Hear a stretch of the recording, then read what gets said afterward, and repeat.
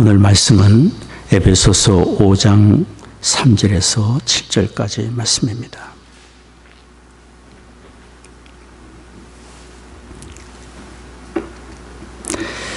제가 봉독하겠습니다. 에베소서 5장 3절에서 7절까지. 음행과 온갖 더러운 것과 탐욕은 너희 중에서 그 이름이라도 부르지 말라. 이는 성도의 마땅한 판이라. 누추함과 어리석은 말이나 희롱의 말이 마땅치 아니하니 돌이켜 감사하는 말을 하라. 너희도 이것을 정령이 알거니와 음행하는 자나 더러운 자나 탐하는 자 곧 우상 숭배자는 다 그리스도와 하나님 나라에서 기업을 얻지 못하리니 누구든지 헛된 말로 너희를 속이지 못하게 하라. 이를 인하여 하나님의 진노가 불순종의 아들들에게 임하나니 그러므로 저희와 함께 참여하는 자 되지 말라. 하나님의 말씀입니다. 언젠가 저는 진공청소기를 선물로 받은 적이 있습니다. 커다란 박스에 들어있는 부분들을 다 꺼내서 매뉴얼을 따라 제가 조립을 다 했습니다. 조립을 한 후에 매뉴얼을 따라 전원 스위치를 켜자 진공청소기는 힘있게 작동이 되었습니다. 청소기의 각 부품들이 있어야 될 자리가 있었고 서로 연결되어야 될 부분들이 있었습니다. 이렇게 제자리에 연결되어 있을 때 청소기로서의 완전한 기능을 발휘했던 것입니다. 이와 같이 우리의 삶도 우리 사람이 마땅히 있어야 할 자리가 있고 가야 할 삶의 길이 있습니다. 하나님은 그냥 무질서하게 우리의 삶을 창조하신 것이 아니라 하나님의 형상대로 사람을 지으시고 하나님을 본받아 살며 하나님의 뜻을 이루도록 우리의 삶의 길을 하나님이 만들어 놓으셨기 때문입니다. 말하자면 삶의 매뉴얼이 있습니다. 하나님이 정해놓으신 그런 삶의 길을 가기 위해서 우리에게 필요한 것은 하나님의 뜻을 구하며 하나님을 본받아 살아가는 것입니다. 그래서 오늘 우리는 읽지 않았지만 에베소서 5장 1절에 보면 너희는 하나님을 본받는 자가 되고 라고 말씀을 하고 있습니다. 하나님을 본받아 갈 때 우리의 삶에 마땅히 가야 할 길이 무엇인지를 알고 하나님과 교제하며 창조의 질서대로 하나님과 동행하는 삶을 살 수 있게 됩니다. 저는 앞서 에베소서 5장 1절에서 2절까지 말씀을 드린 적이 있습니다. 하나님을 본받아 살기 위해서 우리에게 첫 번째로 무엇보다 먼저 필요한 것은 하나님께 사랑받은 사람으로서 우리도 사랑 안에서 행하는 것임을 이야기했습니다. 오늘 우리는 말씀을 통해서 하나님을 본받아 사는 사람으로서의 또 하나의 다른 측면을 말씀을 드리려고 합니다. 그것은 바로 하나님 앞에서나 다른 사람 앞에 부끄러움이 없는 정결한 삶을 사는 것입니다. 베드로전서 1장 15절 16절은 이렇게 말합니다. 오직 너희를 부르신 거룩한 자처럼 너희도 모든 행실에 거룩한 자가 되라. 기록하였을 때 내가 거룩하니 너희도 거룩할지어다 하셨느니라. 거룩함이란 더러움과 구별되고 그래서 정결한 가운데 있는 것이며 하나님이 보시기에 부끄러움이 없는 하나님과 닮은 하나님의 온전하심을 쫓아 살아가는 것입니다.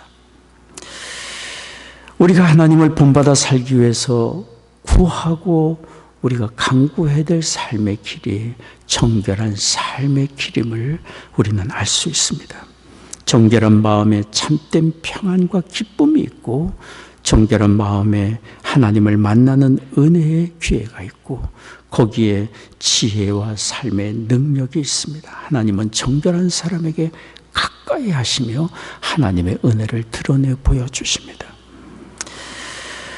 오늘 성경은 우리가 하나님을 본받아 추구할 정결한 삶에 대해서 많은 이야기가 있지만 중요한 두 가지를 우리에게 말해주고 있습니다. 첫째는 이성적인 정결함입니다. 오늘 말씀 에베소서 5장 3절 말씀을 보십시오. 음행과 온갖 더러운 것과 탐욕은 너희 중에서 그 이름이라도 부르지 말라. 이는 성도의 마땅한 판이라. 여기 성경이 말하는 음행은 무엇입니까? 결혼 관계를 떠난 모든 부도덕한 성적 관계를 말합니다. 또 또 여기 성경이 말하는 온갖 더러운 것은 무엇을 말합니까? 부도덕한 성적 관계를 또한 말하고 탐욕 또한 음행과 관련된 정욕적인 욕심을 말합니다. 성경은 이런 이름이라도 부르지 말라고 말한 것입니다. 그만큼 음행으로부터 구별되라는 강력한 하나님의 말씀이고 음행에 대하여 철저히 자신을 다스리고 회개하라는 말씀입니다. 만일 우리의 삶의 가치와 목표를 정결함에 두지 않는다면 우리는 유혹에 쉽게 넘어가게 될 것이고 적당히 육체의 요구대로 쫓아 살게 될 것이고 타협하며 살고 말 것입니다. 그러나 우리는 음행의 그 이름이라도 부르지 말라는 주의 말씀을 목표로 삼아야 합니다. 이성에게 끌리는 감정과 성은 하나님이 주신 아름다운 선물입니다. 분명한 선물입니다. 그런 건전한 성적인 욕망은 이성 간의 친밀감을 갖게 하고 가정을 이루게 하고 자녀를 얻게 하며 아름다운 가문을 이루게 합니다. 하나님은 이렇게 남자와 여자가 결혼하여 가정을 이루고 번성하고 땅에 충만해서 하나님이 지으신 창조 세계를 하나님의 뜻 가운데 하나님과 동역하며 돌보며 살기를 원하고 계시는 것입니다. 그러나 결혼 관계가 아닌 부도덕한 성적 관계는 하나님의 창조 질서를 이탈한 것이고 이것은 결코 자기를 축복하는 행위가 아니며 스스로 불행과 파멸의 길로 가게 되는 죄악의 길인 것을 성경은 말합니다. 마귀는 유혹자입니다. 미혹자입니다. 우리의 삶을 파괴하려 하려는 존재입니다. 태초에 된 동산에서 아담과 하와를 미혹해서 하나님이 금지하신 선악과를 따먹게 하므로 죄악에 빠뜨린 그 마귀는 지금도 음행의 유혹으로 건전한 가정을 파괴하고 사회를 파괴하고 인류를 파괴하는 일을 여전히 도모하고 있습니다. 마귀의 죄 유혹은 달콤하지만 그 결과는 불행과 파멸입니다. 에스키모인들이 늑대를 사냥하는 방법이 있다고 합니다. 긴 칼에 양쪽 날을 면도날처럼 날카롭게 간 다음에 그 칼날에 막도사란 짐승의 피를 발라서 얼립니다.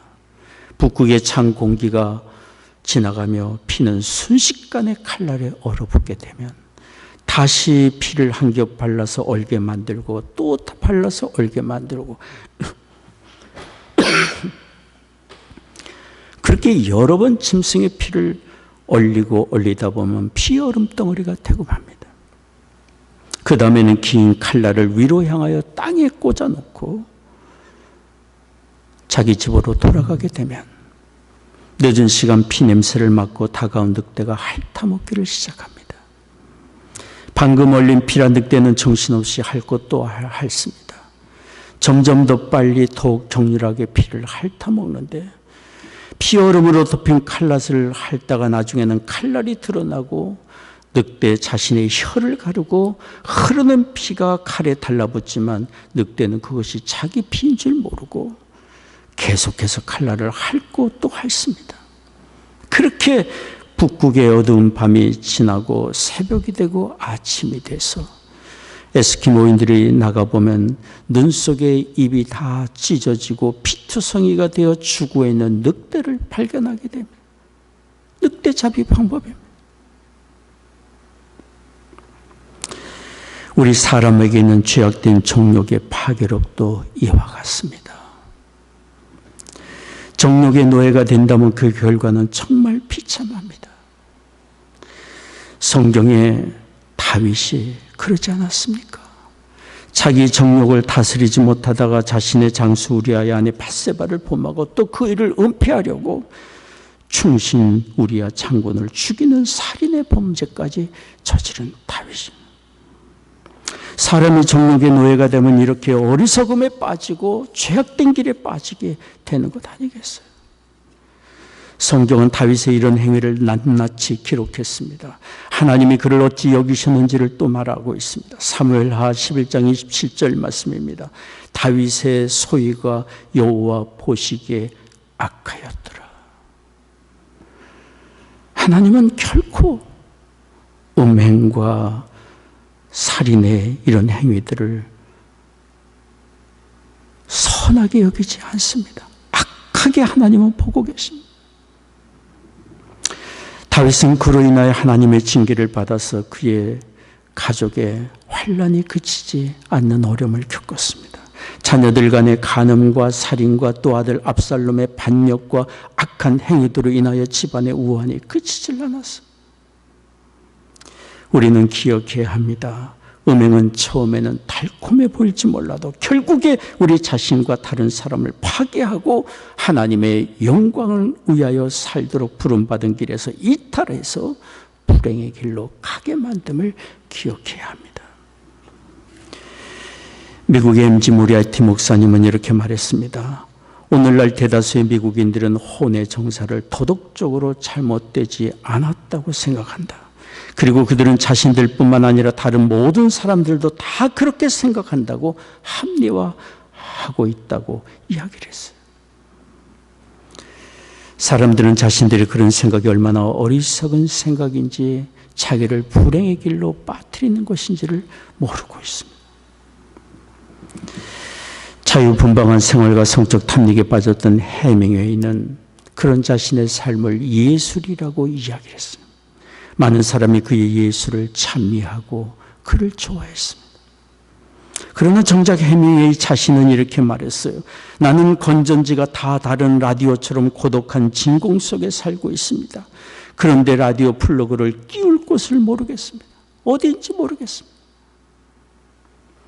결국 그는 어느 맑은 일요일 아침에 사람들이 교회를 찾아 하나님께 예배하는 시간에 아이다호에서 자기 머리에 권총을 대고 자살을 했습니다. 성적 방종은 결국 우리를 불행하게 할 뿐입니다. 이것은 하나님이 디자인한 인생의 길이 아니기 때문입니다. 내가 거룩하니 너희는 나의 거룩함을 본받아 살라고 하나님은 말씀하고 계십니다. 하나님은 그래서 십계명을 주실 때 제7번째 계명으로 간음하지 말지니라고 말씀하셨어요. 출애굽기 20장 14절 말씀이에요. 간음은 자신과 타인의 존엄성을 파괴하고 자신과 타인에게 죄를 범하는 것이며 하나님께 죄를 범하는 행위입니다. 간음과 더불어 성적 방종의 행위들이 있습니다. 그것은 근친, 상간, 윤락행위, 수간, 동성애 등입니다. 우리는 알아야 합니다. 이런 음행의 행위들은 개인의 성향이나 자유의 문제로 취급될 일들이 아닙니다. 우리는 하나님이 기뻐하시는 일이 무엇인지, 하나님이 우리를 위하여 디자인하신 선하신 삶의 길이 무엇인지를 들을 수 있는 겸허한 마음이 필요합니다. 성경은 이런 음행을 하나님이 가증히 여기시는 것이라고 이야기를 하고 있어요. 로마서 1장 26절 27절 말씀입니다. 이를 인하여 하나님께서 저희를 부끄러운 욕심에 내어 버려 두셨으니 곧 저희 여인들도 순리대로 쓸 것을 바꾸어 영리로 쓰며 이와 같이 남자들도 순리대로 여인 쓰기를 버리고 서로 향하여 음욕에 풀릴 듯하며 남자가 남자로 더불어 부끄러운 일을 행하여 저희의 그릇 때문에 상당한 보응을 그 자신이 받았느니라. 보응을 받았다는 말은 무슨 말입니까? 부끄러운 생활을 하는 그 자체가 보응인 것이고, 몸에 찾아오는 질병과 마음의 죄책감과 고통이 보응입니다. 왜 안 그렇겠습니까? 사람은 하나님의 형상대로 지음받아 하나님을 알만한 것이 그 마음에 있으니 어찌 마음에 수치심과 죄책감이 없겠습니까? 그리고 결국에 받게 될 하나님의 심판이 그 보응인 것입니다. 오늘 우리가 읽은 말씀 에베소서 5장 5절에 7절까지 말씀을 보십시오. 너희도 이것을 정령이 알거니와 음행하는 자나 더러운 자나 탐하는 자 곧 우상 숭배자는 다 그리스도와 하나님 나라에서 기업을 얻지 못하리니 누구든지 헛된 말로 너희를 속이지 못하게 하라. 이를 인하여 하나님의 진노가 불순종의 아들들에게 임하나니 그러므로 저희와 함께 참여하는 자 되지 말라. 성경은 하나님이 우리를 사랑하셔서 독생자까지 십자가에 내어 주셨음을 말씀하지만 동시에 회개치 않는 죄인은 여전히 하나님의 진노 아래 있음을 말하고 있습니다. 부정할 수 없는 사실, 부정할 수 없는 사실. 우리는 죄악된 행위에 대하여 괜찮다 말하고 거짓말로 이야기하는 말들에 속아 넘어가서는 안 됩니다. 때가 되면 하나님의 진노가 불순종의 사람들에게 반드시 임할 것이기 때문에 하나님은 우리 모든 사람을 사랑하십니다. 그러나 잘못된 생각과 행실에서 돌이키기를 원하고 계십니다. 그래서 우리가 아직 죄인 되었고 그것이 죄인지도 모르고 죄 가운데 살고 있는 우리를 위하여 대속하시기 위하여 그의 아들을 십자가에 내어주신 것 아닙니까? 우리는 알아야 합니다. 우리를 향한 하나님의 생각은 결단코 저주와 재앙이 아닙니다. 평안과 형통의 길로 가게 하시려는 것입니다. 그래서 깨우치시고 못 들으시고 기다리시며 우리의 삶을 치유하시고 새롭게 하시고 존귀한 하나님의 자녀로 삼기를 원하고 계시는 것입니다. 오늘 성경이 말씀하는 대로 우리는 이런 음행은 그 이름이라도 부르지 말아야 합니다. 결혼하지 않은 분은 하나님 앞에서 자신을 순결을 지켜야 할 것이며 결혼한 분들은 부부관계에서 순결을 지켜야 합니다. 부부관계 순결을 지키기 위해서 서로에게 충실하고 약속을 지켜가는 책임을 수행해야 할 것입니다. 이것이 하나님의 뜻을 이루는 것일 뿐 아니라 하나님의 축복을 받아 누리는 길입니다. 창세기 2장 24절에 말씀합니다. 이러므로 남자가 부모를 떠나 그 아내와 연합하여 둘이 한 몸을 이룰지로다. 고린도전서 7장 3절에서 5절까지도 말씀합니다. 남편은 그 아내에게 의무를 다하고 아내도 그 남편에게 그렇게 할지라. 아내가 자기 몸을 주장하지 못하고 오직 그 남편이 하며 남편도 이와 같이 자기 몸을 주장하지 못하고 오직 그 아내가 하나니 서로 분방하지 말라. 다만 기도할 틈을 얻기 위하여 합의상 얼마 동안은 하되 다시 합하라. 이는 너희의 절제 못함을 인하여 사단으로 너희를 시험하지 못하게 하려 함이라. 우리는 항상 기억해야 합니다. 우리의 사는 것은 우리의 자신의 만족만을 위해 사는 것이 결코 아닙니다. 우리는 하나님의 영광을 위하여 살고 하나님을 위하여 살도록 부름받은 하나님의 청지기들임을 기억해야 합니다. 그러기에 우리가 추구해야 되는 것은 항상 하나님의 거룩하심을 본받아 우리의 자신의 삶을 정결케 하되 특별히 이성적인 정결함을 추구하고 그 일에 헌신하고 인내하며 책임을 다하는 우리가 되어야 합니다. 거기에 하나님이 주시는 참된 만족과 기쁨이 있습니다. 오늘 성경은 하나님을 본받아 살아가기 위해 우리가 추구할 정결함 두 번째 차원을 말합니다. 그것은 언어의 정결입니다. 언어의 정결입니다. 정결한 언어가 있다고 한다면 더러운 언어가 있기 마련 아니겠습니까?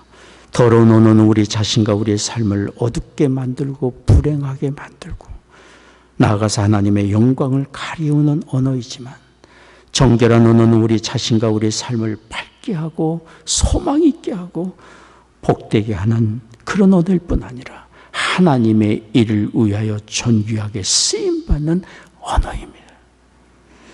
그러므로 우리는 하나님을 본받아 살고자 한다면 정결한 언어를 배워야 하고 정결한 언어를 구해야 할 것입니다.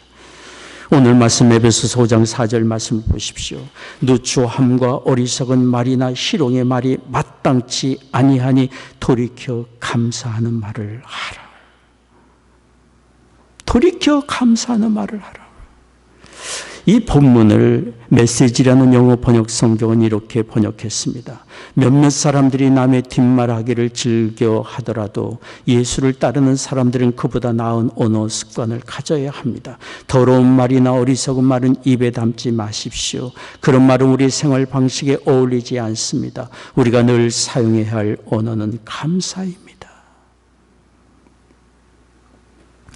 남을 험담하고 수군거리고 남을 업신여기거나 희롱하는 말은 여기 성경에 말하는 대로 누추한 말이고 어리석고 죄악된 말입니다.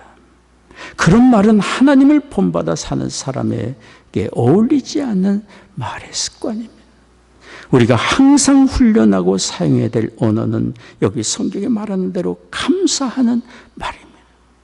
여기 감사하는 말은 헬라어로 유카리스티아. 이것은 두 단어가 합성된 말입니다. 좋은이라는 말과 은혜라는 말이 합성된 것입니다. 그러니 감사하는 말이라는 것은 은혜를 끼치는 좋은 말입니다. 남에게 은혜를 끼치는 좋은 말입니다. 우리는 하나님의 은혜를 받은 사람으로 은혜를 끼치는 말을 얼마든지 할 수 있습니다. 우리가 은혜 받은 경험이 있기 때문에. 다른 사람을 귀히 여기고 존중하고 감사히 여기며 허물을 덮어주고 예의를 갖추고 겸손과 친절함으로 말을 하는 그런 감사의 언어를 우리는 배워갈 수 있습니다. 하나님께 그런 은혜와 사랑을 받고 사는 사람들이기 때문에. 가정이나 일터나 사회에서 야기되는 갈등과 다툼의 현장을 보십시오. 지식이 부족하거나 능력이 부족해서가 아닙니다. 서로를 존중하는 감사의 언어가 부족하기 때문에 그런 일들이 발생할 때가 너무나도 많습니다. 미국의 웨런 베니스라는 분은 하버드 행정대학원의 자문위원회 의장이고 현대 리더십의 아버지라 불리는 분입니다. 그분은 이런 얘기를 했어요. 미국의 위기는 리더십의 위기에서 오고 있다. 이런 미국의 위기는 정치, 경제계에 유능하고 재능 있는 사람들이 부족해서가 아니라 믿고 따를 만한 지도자가 부족하기 때문이다. 그러면서 그는 리더십에서 가장 중요하게 여겨야 될 가치를 남을 존중히 여기는 것이라고 이야기를 했어요. 남을 존중히 여기는 것에 진정한 리더십이 있고 다른 사람이 따를 수 있는 리더십이라고 이야기를 한 것입니다. 남을 존중히 여기는 사람의 마음에서 감사와 친절과 존중의 언어가 나오기 마련이기 때문에 우리는 살면서 누구든지 다 다른 사람과의 관계에서 갈등을 겪게 마련입니다. 그렇지 않은 사람이 누가 있겠습니까? 모두가 다 생각이 다 한계가 있고 경험과 이해력과 지식과 마음의 분량이 다 한정되어 있기 때문에 그래서 다른 사람의 말과 행실이 이해가 되지 않고 실망과 상처를 받기도 하고 미워지기도 하고 분한 마음이 들기도 하고 다툼이 되기도 합니다. 그러나 우리는 기억해야 합니다.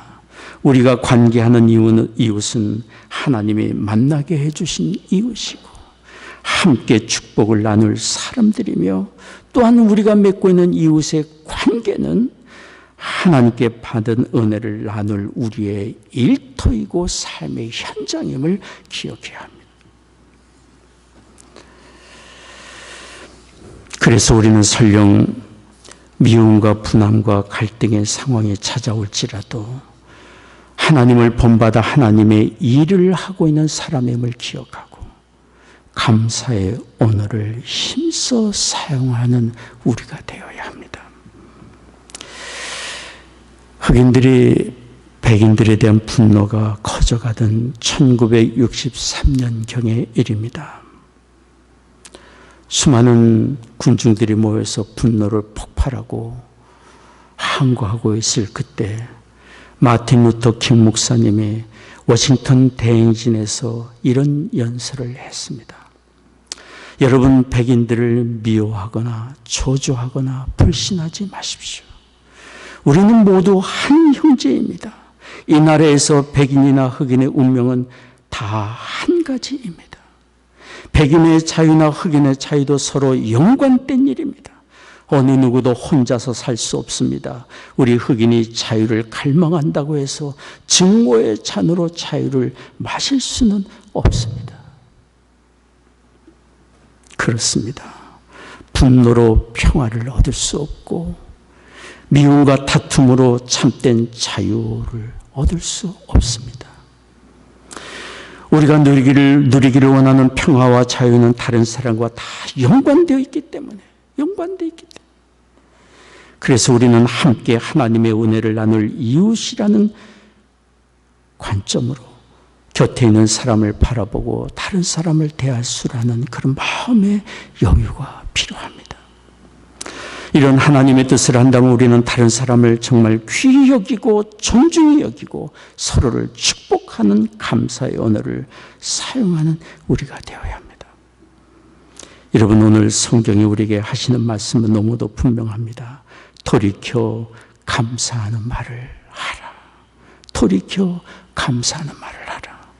이 말씀을 쫓아 사는 우리가 되기를 원합니다. 이것이 우리에게 복이 되리라 믿습니다. 기도하겠습니다.